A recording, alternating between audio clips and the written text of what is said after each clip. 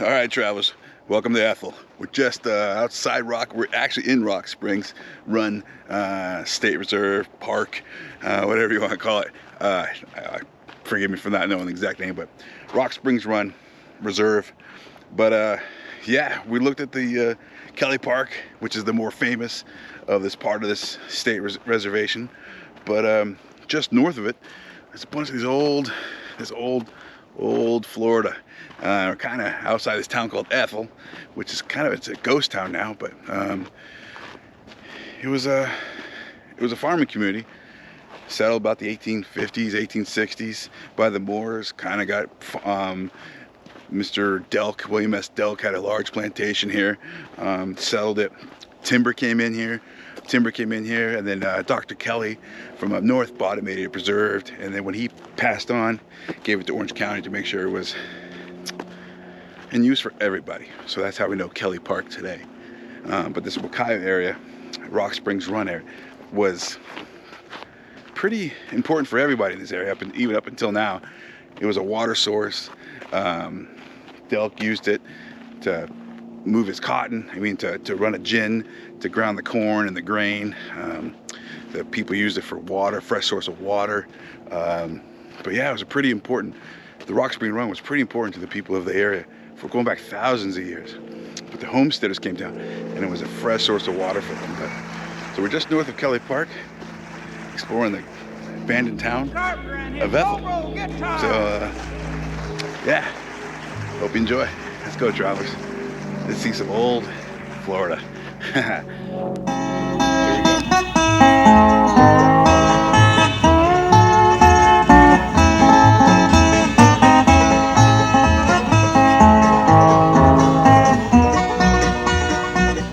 Nestled in the dense wilderness of what is now Rock Springs Run State Reserve, the ghost town of Ethel, Florida is little more than a memory, a name on an old map, and a few scattered remnants lost to time.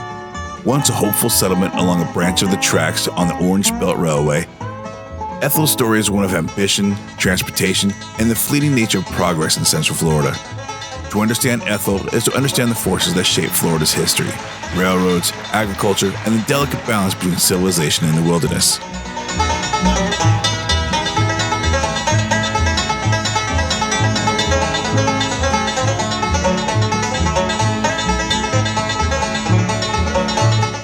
Well, here we are in Rock Springs Run Reserve, and this is a trail that we're going to do today. It's called the Historic Ethel Trail. Rock Springs is just not the cool water place that everybody went to, but today we're going to start. Let's go. There's some storyboards over here to check out. This first one says, "Welcome to the Historic Ethel Trail." This is the trail we're going to do right here. It's about 1.4 miles. Yeah, it says this town was settled in about the 1860s, I believe. Really came to promise around 1870, but kind of faded away early 1900s.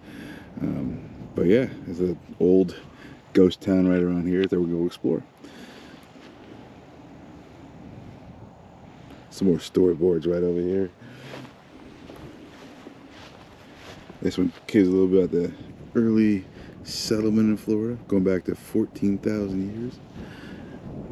Yeah, it's a long time. It says here that about 1850, the population was about 466, and today, or last year, it was 2 years ago now, I guess it would be 1.43 million people here in Orange County. That's crazy. It says about 1870, there were about 10,800 residents. Pretty cool.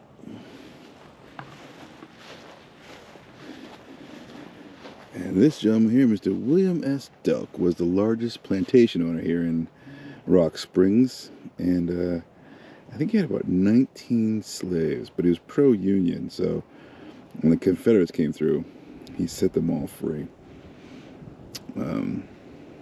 But yeah, I guess he built a water mill over at Rock Springs at the run, and I guess locals paid him part of the crop to grind their corn in his gin. If we have time to go try and find gin, I guess someplace in Apopka, but yeah. William S. Delk, largest plantation owner in the area. Oh, here it says, Union supporter, refused to support the Confederate war effort in 1864. He was arrested. He escaped, freed his slaves, and rode off to Jacksonville, where he rounded up cattle for sale to the Union Army. Remember, back then, Florida was Confederate. And then here's Ethel Township. I guess like an artist rendition of what Ethel used to look like. Doesn't look like that anymore. But a couple of the cabins, a couple of the local people, the Finleys, I guess. Finley Clique, I guess would be the name. But it says here in this blue spot, the first settlers here were the Moore family, William and Charlotte, and the 3 sons who came from Georgia in the late 1860s. They had 360 acres of land, but life was hard, and the 2 eldest sons moved back to Georgia.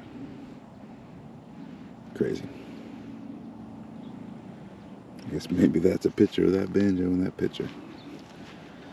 Alright, let's go find this trail.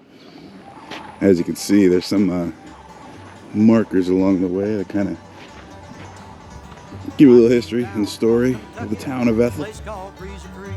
That cornbread and buttermilk was all I had to eat.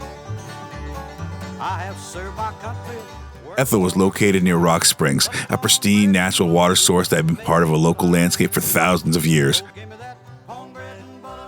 The region's sandy soil made it ideal for pine plantations, citrus groves, and turpentine production, industries that flourished along Florida's rail corridors in the late 19th and early 20th centuries. At its peak, Ethel had a rail station, a post office, and a small bustling community of farmers and railroad workers. Like many of Florida's early settlements, it was an outpost of progress, depending on the success of the railway and the promise of agriculture. All right, continuing along the trail here. Looks like we got an old fence here, kind of, I guess back in the time, they used to have to build these fences to hold in their livestock, maybe keep stuff out, keep stuff in, but yeah, it looks like a fence. Pretty common looking fence from back in the 1800s. I guess pretty common fence for any time, but here we go. Here's another storyboard. Yeah, it says right here that close to the cabin would be a small enclosure for livestock and a kitchen garden growing crops and vegetables such as sweet potatoes, corn, and pumpkins. So there we go. Keep things out, keep things in. Both of Ethel's residents acquired land through the Homestead Act. These lands were a deed for 140 acres. Required property owners to build a home and farm the land for 5 years. Pretty common back then. Government gave them land. About 140 acres was pretty common. But yeah, Florida was pretty desolate around from 1850s to 1860s. First of all, you had the Seminole Wars going on from about 1835 after Dade's Massacre, and then up to the 1840s. 50s they were starting to do the Homestead Act. I think 1850 was the Homestead Act to get Florida. But then Civil War came.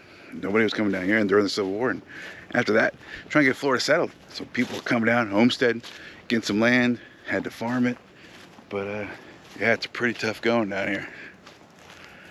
Pretty hard life. But summers were hot, really hot. But yeah, and Rock Springs Run, Kelly Park is just about that way. So yeah, Delk's plantation was over there. But yeah, this was the town of Ethel. Came a little bit later. As you guys know, the trains were a big part of the land getting settled. It was hard to get here. You had to use wagons, and there were no roads as per se as we know them today. So trains came through. That kind of helped the area get settled. But yeah, trains are a big part of daily life around here. Kind of lifeblood to settle this area. But let's keep walking.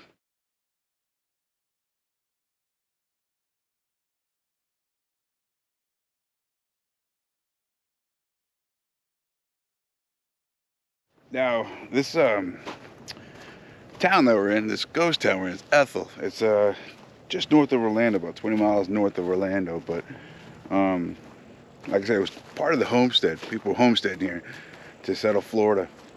You got Mount Dora that way, and you have Tavares and Sanford that way.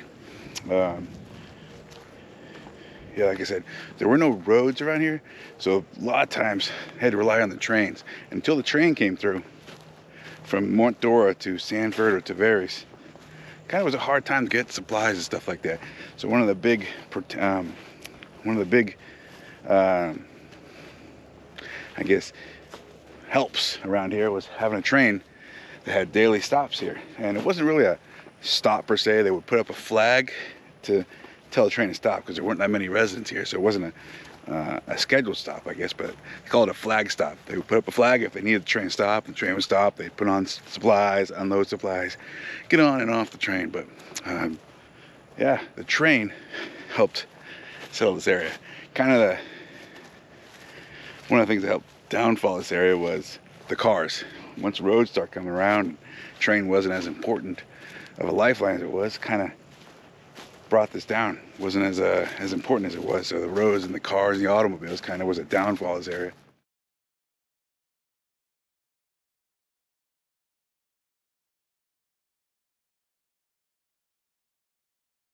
One of the things that killed this place, or not killed it, but kind of helped unsettle this place, was the Great Freeze of 1894 to 1895. This place was it's an aggregate economy, so it's based solely on their, not solely, but heavily on their farming and their agriculture and that. So the freeze, 1894, 1895, really killed the economy around here. So after that, a lot of people didn't know what to do, so upped and left. Kind of was a downfall of Ethel. Another downfall was roads. Late 1800s, early 1900s, roads were starting to become more common. People before that relied on the trains. After the automobile and the road system started becoming more of a common thing to see, people just kind of started moving away from these more away from the railroads, to say, and yeah, kind of was the downfall of Ethel. And all that's left now is this. And the train is gone too. The train only lasted like the 1850s, 1860s, and you can't really hear the rail 429, but there's a major highway there now. But yeah, Ethel was soon to be no more. However, the Orange Belt Railway struggled financially from the start. Demons lost control of the line, and it changed hands multiple times before being absorbed into the larger plant system, and eventually the Atlantic Coast Line Railroad. As railway companies consolidated and rerouted the lines to favor more populated areas, smaller stations like Ethel saw fewer and fewer trains.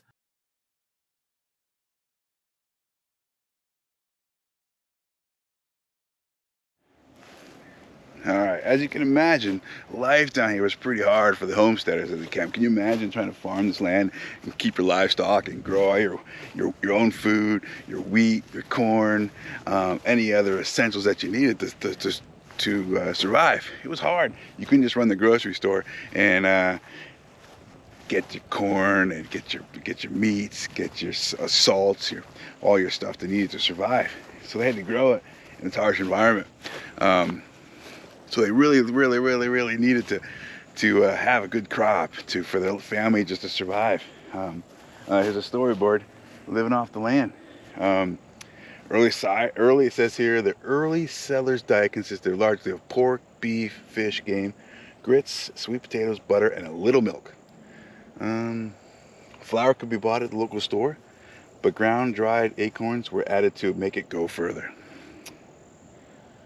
Here's a picture of two elderly men gardening, Mary Frazier husking corn. And here's a picture of a homesteader returning with supplies.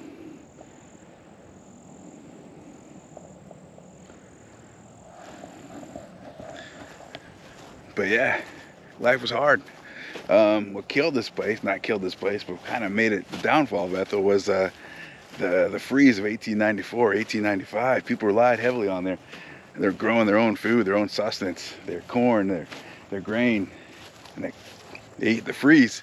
It killed that.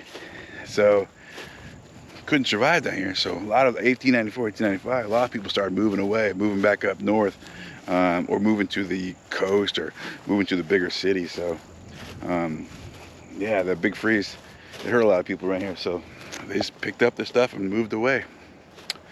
Kind of was the end for Ethel.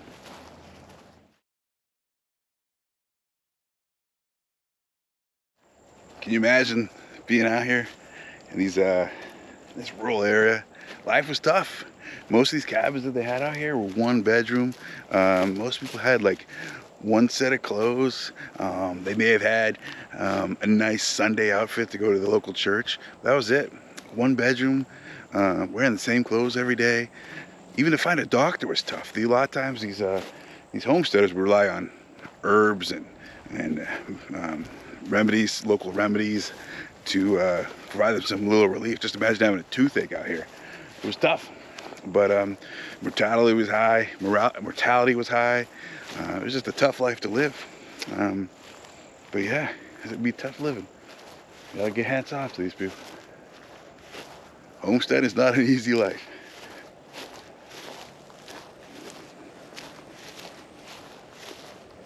But they wanted it. Or it's all the option they had.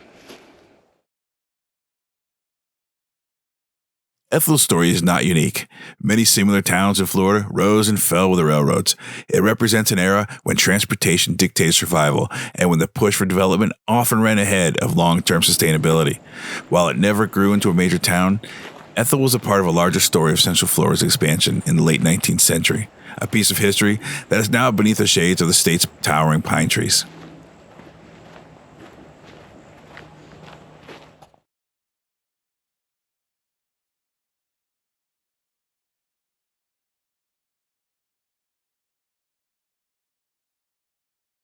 In the end, Ethel is a forgotten piece of Florida history, one that reminds us of the impermanence of towns, the shifting tides of progress, and the relentless march of nature reclaiming what was once built. All right, we're kind of near the cemetery right here. We'll go there in a minute, but here's a cool little couple storyboards. There's a great online book. It's a free book, and it was written by, hold on, let me tell you real quick. It was written by Don Philpott and Shirley Mead. It's an online book. I'll try and link it downstairs, below in the description, but it's a little storyboards about Anthony Frazier. Now, he was one of Delk's slaves who was freed, who actually joined the Union Army, went up to Charleston. That was over. He came back down, was a free slave, was a freed man, and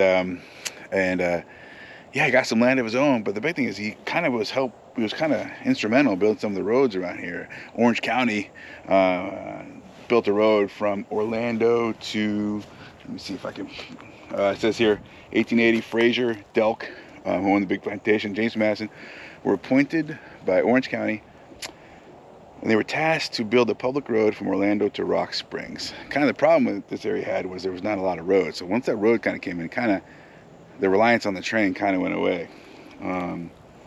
That got Rock Springs more popular with people, and people were able to get there easier.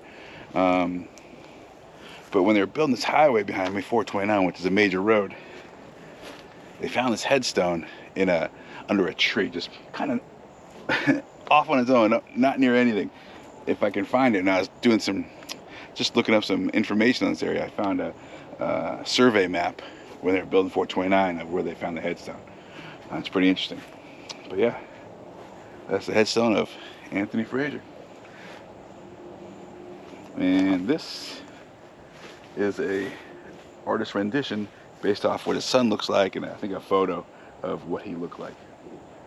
But yeah, Anthony Frazier was a slave to William S. Delk, was freed, joined the Union Army, came back, and had a pretty remarkable life for himself. I think he died in 1910. Let me see. He says on there. No. See on here.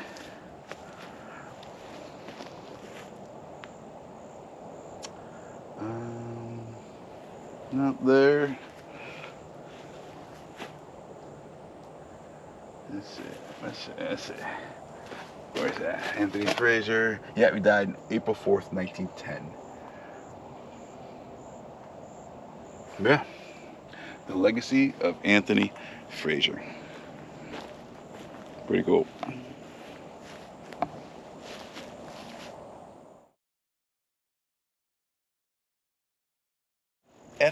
Ethel Cemetery. And you can imagine cemeteries are usually pretty close to towns and town centers, so you can imagine there's probably a bunch more cabins in this clearing.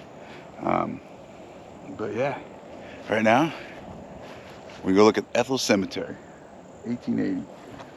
I guess one of the storyboards somewhere I read, I can't remember where I read, but this place was bought for like 10 cents an acre for this for a cattle rancher to have his herd, his stock, kind of roam free and feed off the land.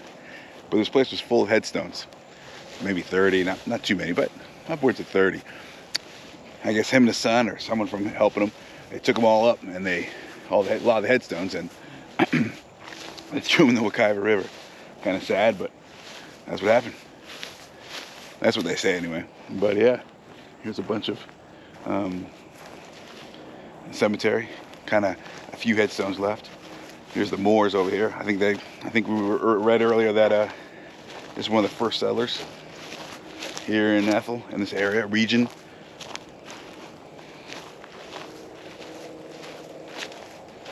Yep.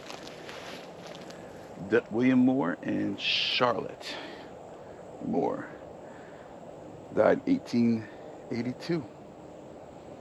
One died, William, I guess, W. Moore died in January, and Charlotte in June, 1882.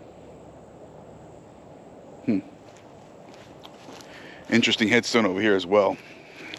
I guess this next one we're going to see actually wasn't a resident of the area, just died on the train or off the train, gotten off the train. But there was not that great of a headstone. So I guess when his family found out, like I said, he wasn't a resident of Ethel, but they buried him here. Kind of not the best headstone, but when his family found out, they came down and built this one. Mr. Luke Moore, who was not related to those Moores. But yeah, they built this headstone for him. A little better than. It's pretty cool.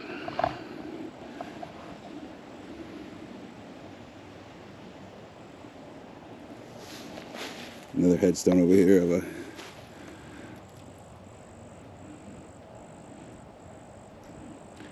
Joseph Boyd and James and Minnie Boyd.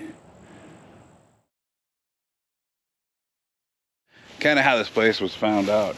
There was a retired land surveyor, park ranger, who was kind of walking around this area looking around, and he stumbled upon the headstones of the Moors. His last name was Moore, so he did some researching, and no relation to him, but kind of led to the kind of learning about the past of this area. He did a lot of research, and all of his research led to the book that was written by those authors, and that book's online. But yeah, just kind of stumbled around the area, found the headstone with his last name, did some research, and wasn't related to him, but kind of found this cool old town. Time forgot, I guess you could say. Yeah. But you can imagine, I'm almost positive there's buildings over here. Got a cemetery here. Obviously maybe a church or store or something around here. More homes and cabins.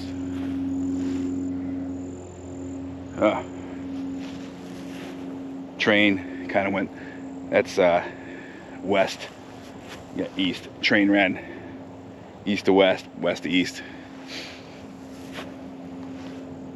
Yeah, no more, but I got 429. All right, let's continue.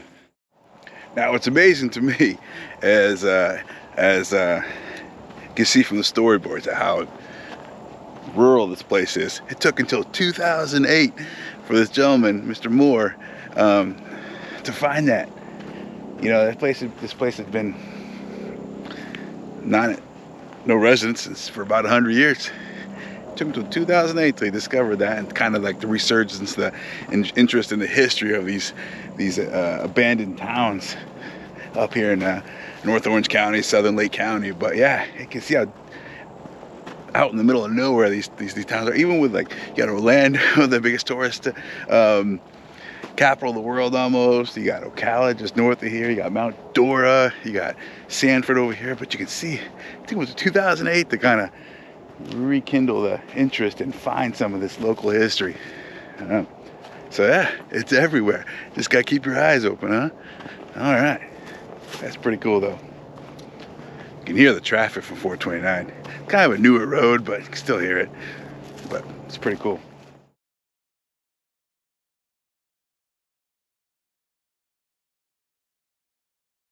Going down some of these older roads, you can only imagine this was probably a road, a dirt road, probably one of the two main avenues to get into Ethel. But you can imagine it's probably the same route that the train took, because when the trains were done, they just kind of lifted up, they took away the rails and the ties and kind of just put a road there. A lot of these state roads just follow the old train tracks. So you can imagine this is probably the old train route that went to Ethel. That would be due east, and that would be due west towards Mount Dora. But you can imagine this is probably pretty close to what the train route would look like coming in and out of Ethel. But yeah, probably a stop somewhere along here. Put the flag down, telling the train conductor to stop. People want to get on, get off, get some of their supplies. Need a ride to go into town, pick up some more grain, sell their grain, go to church, go see the doctor. But yeah, we'll say it was a train, but it was a lifeblood. This is what the people relied on coming in and out of here. Made life just a tad easier, having this connection with civilization outside their homesteading out here. So yeah, it's pretty neat.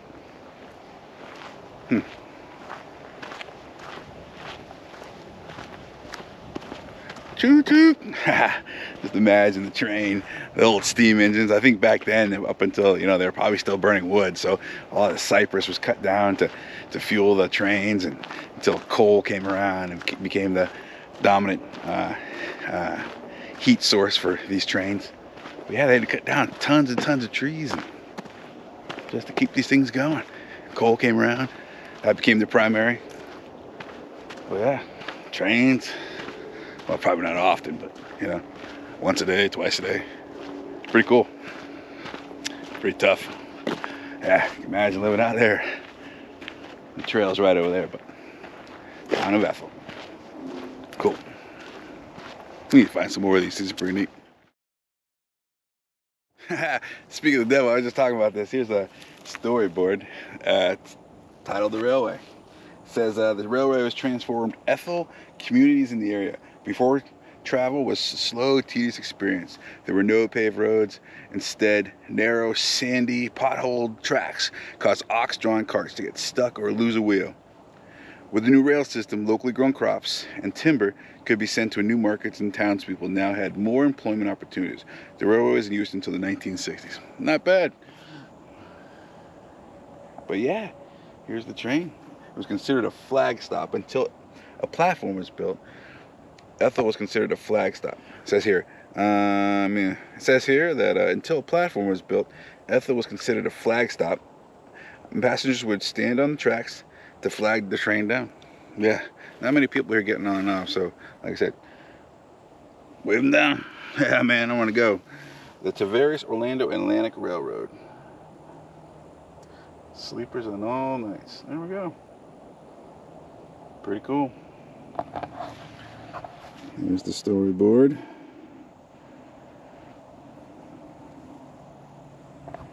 But yeah, this is probably what the old train trail looked like.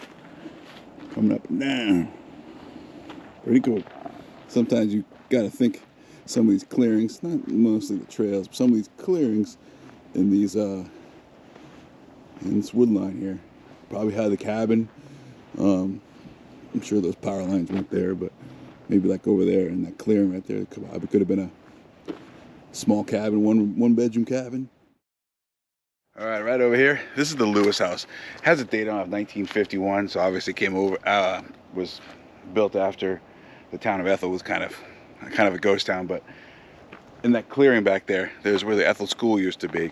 There was a one-room schoolhouse, and I guess the town or the teacher was paid $3 per year per student. So if you had 10 students, you got $30 a year. Kind of not the most money-making scheme, but it's kind of an important thing for the economy, for the local people to have a school. But yeah, there's one school here in the back there in that clearing that kind of served the entire greater Wekiwa community. Very important. So yeah, it's not there obviously anymore, but back there in that clearing behind the house, the only schoolhouse in the area. Imagine how far you had to come to get here, because you had to cross the river over there probably. There's a ferry that crossed it, but man, can you imagine? At least you didn't have to go like my parents had. Didn't have to cross 6 miles of snow just to get to school. Just 6 miles of alligator-infested waters and snakes and bears. But anyway, the only schoolhouse in Ethel. Well, not just Ethel, but all the small little communities along this railway.